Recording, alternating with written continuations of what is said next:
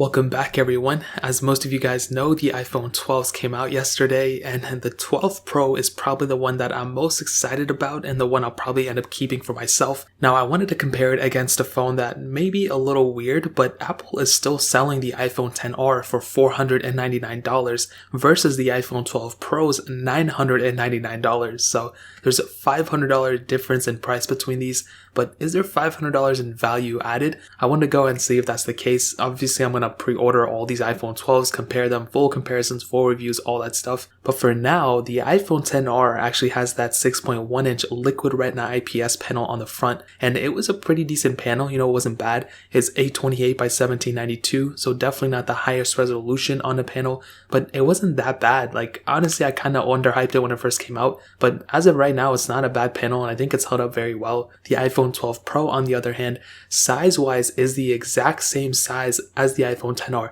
It's a 6.1 inch panel. However, it's a Super Retina XDR OLED panel, so it's a better looking panel. It's a higher resolution than the iPhone XR, and funny enough, the iPhone 12 actually has that same panel, but I guess we'll see how maybe there'll be a difference. You have True Tone on both of them. Apparently you have Dolby Vision on the iPhone 12 Pro, which if it's a big deal to you, then go for it. They did mention a lot about the durability of the iPhone 12 Pro, so I will see if it's durable enough to rock without a case or anything, but I don't want to do it. Now design-wise, as you can see, it's pretty visible. The iPhone XR has that curved side edges to it. It's something we've seen on pretty much all the phones that have ever came out. The iPhone 12 Pro, on the other hand, shares that same type of body style as the iPhone SE. It has those flat sides on the edges, which is really awesome. So when you're going from an iPhone XR to the iPhone 12 Pro, you're going to be maintaining around the same size of body, maybe even a little bit smaller on the 12 Pro, but you're going to be getting those flat sides, which is huge, and that is something I'm really excited about. So the design on the 12 Pro is pretty much totally different than on the iPhone XR, which is huge. Lightning ports on the bottom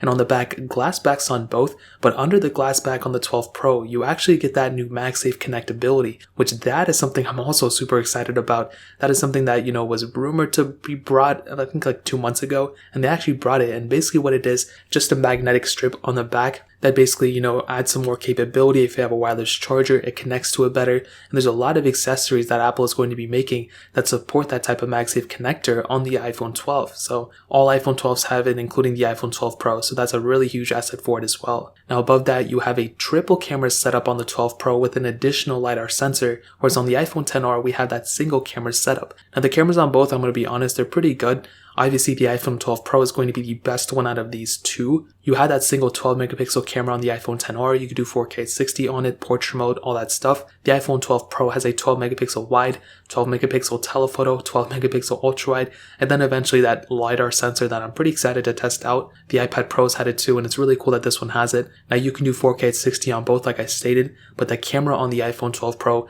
is definitely going to be the better one. There's no question about it. I'm not even going to try to, tell you otherwise. That's the case. Even the front camera on the iPhone 12 Pro is much better than on the iPhone XR. So keep that in mind. It is what it is, but that's kind of how it's summed that portion up. Internally, we have 5G on the 12 Pro as well. The iPhone XR does not have that. And you have that Apple A14 Bionic chip inside of it, with the iPhone XR had that Apple A12 Bionic chip. So again, maybe a minor difference. You're going to be getting better performance, as well as just better overall software experience on the iPhone 12 Pro than on the iPhone XR. So keep that in mind as well. Battery life wise though, this is something that I said earlier on, that I think the battery life may actually be better on these older iPhones, including the iPhone XR. I feel like this phone will actually end up having better battery life than on the iPhone 12 Pro based off 5G, the better performance, high resolution screen, and maybe the smaller battery size that it may have inside of it. But we don't know the full milliamp hour yet. We'll have to wait and see. But I'll definitely tell you, if you have all the money in the world, getting the iPhone 12 Pro is going to be a good way to go. It'll be able to do everything you need to throw at it, and that is something that's a huge asset for it. But the iPhone XR, I think, is still a great device,